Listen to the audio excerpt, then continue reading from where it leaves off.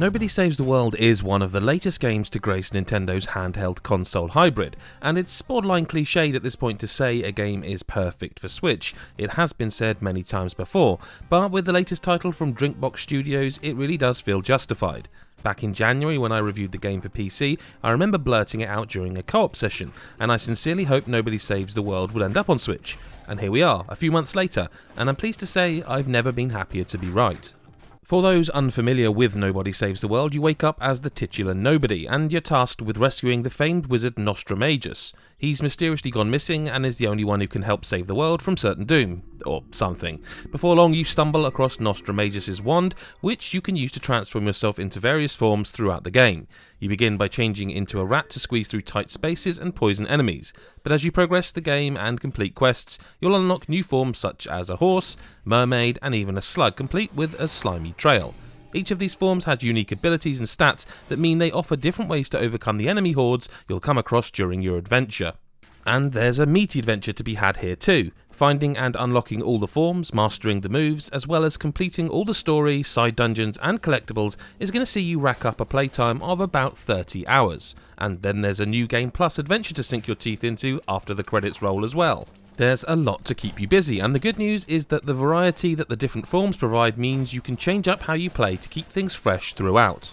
Thankfully, Nobody Saves the World plays almost flawlessly on Switch too. I didn't spot any visible performance drops in the PC version, and the same is true on Switch. The action and flow of the movement is smooth, and you never feel like you're fighting against a frame rate.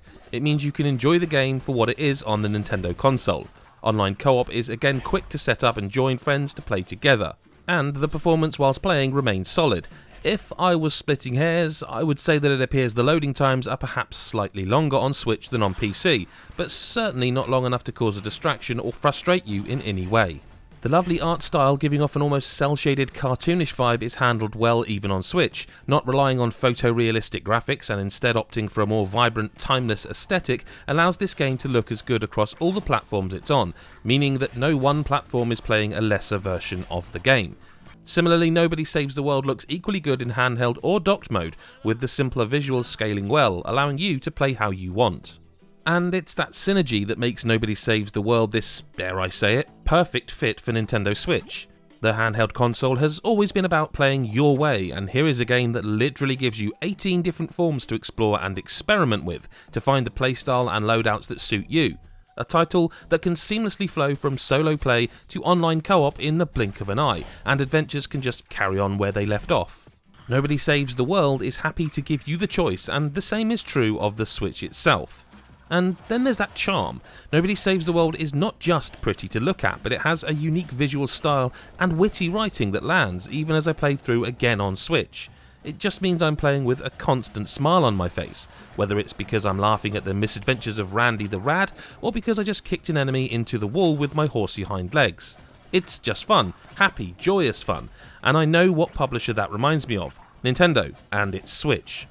Sure, maybe Kirby and the Forgotten Land is more joyful, maybe Tiny Tina's Wonderlands is funnier, but as an overall package it's incredible what Drinkbox Studios has created with Nobody Saves the World, and on Switch you're getting as good a version as any to while away the hours with, which is why we're giving it a 9.5 out of 10.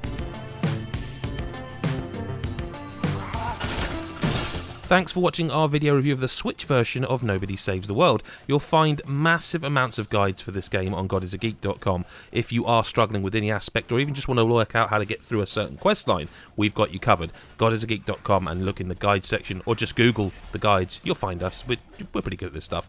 Thank you very much for watching again. Do subscribe, hit the bell button and the like, and leave a comment if you've been waiting for this game to hit Switch or PlayStation, because it's there as well now, and let us know if you enjoyed it or what you're going to do. Thanks for watching. Bye bye for now.